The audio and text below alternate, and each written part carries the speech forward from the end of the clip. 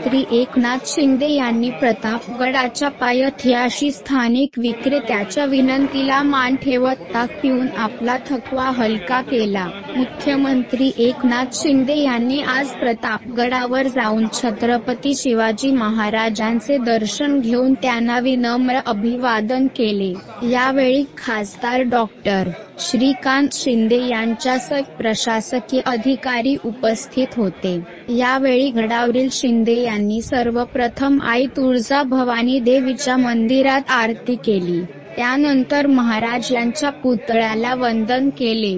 गड उतरून खाली येत असताना थोडा थकवा जाणवत असल्याने ते एका ठिकाणी काही वेळ थांबले. यावेळी स्थानिक विक्रेत्यांनी त्यांना आणि खासदार डॉ. श्रीकांत शिंदे यांना ताक घेऊन थकवा मिटवण्याची विनंती केली. यावेळी मुख्यमंत्र्यांनी या विनंतीला मान देऊन ताक घेतले.